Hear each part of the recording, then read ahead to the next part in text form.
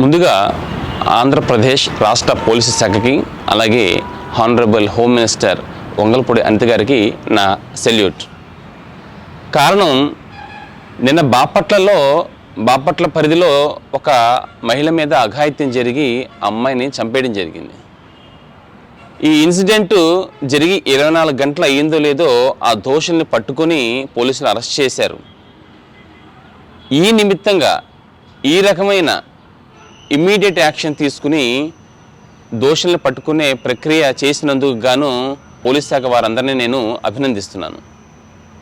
ఈ రకమైన ఏదన్నా అఘాయిత్యం జరిగి ఏదన్నా మహిళకి కానీ ఎవరికన్నా అన్యాయం జరిగినప్పుడు ఇమ్మీడియట్గా పోలీసు యాక్షన్ తీసుకుని ఇమ్మీడియట్గా రిజల్ట్స్ వచ్చే సిచ్యుయేషన్ మనం చాలా రోజులైనట్టుంది చూసి నేను.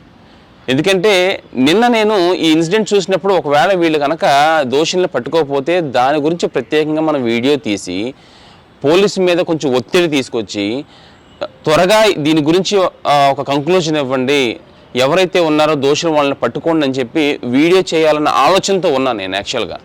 ఎందుకంటే ఇంతకుముందు ప్రభుత్వంలో జరిగిన ఇన్సిడెంట్స్ అలాగే తెల్లారిపోయినాయి రోజులు. ఒక దళితుని చంపేసి డైరెక్ట్గా వాళ్ళ ఇంటికే తీసుకెళ్ళి అప్పచెప్పిన ఒక ఎమ్మెల్సీ ఉన్నారు. ఒక అమర్నాథ్ అనే కుర్రాడిని చిన్నపిల్లని చంపేస్తే పెట్రోల్ పోసి ఆ కేసు ఇప్పటికీ తేలలేదు.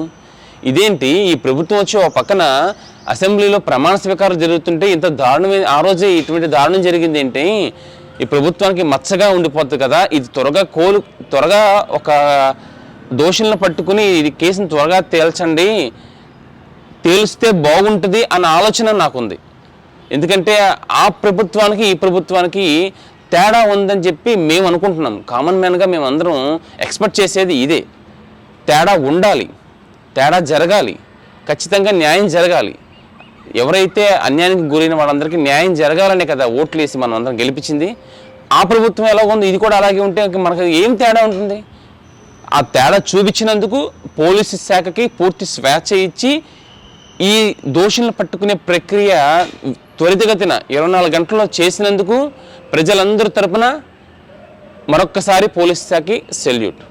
అలాగే రేపొద్దున ఇలాంటి ఎవరైనా ఇలాంటి అఘాయిత్యాలు చేయాలంటే కనుక చాలా భయం వేసి చాలా ఇబ్బంది పడతామన్న ఆలోచన ఒంట్లో వణుకు పుట్టేలాగా తదుపరి ఎటువంటి చర్య కూడా జరగకుండా చూసుకోవాల్సిన బాధ్యత పోలీసు శాఖదే కాదు, మనందరం కూడా కళ్ళు తెరిచి ఉండాలి. సో ఈ కేసుని ఇంత త్వరగా చేసి దోషులను పట్టుకున్నందుకు మరొకసారి పోలీస్ శాఖ వారికి అభినందనలు తెలుపుతూ ధన్యవాదాలు. Thank you.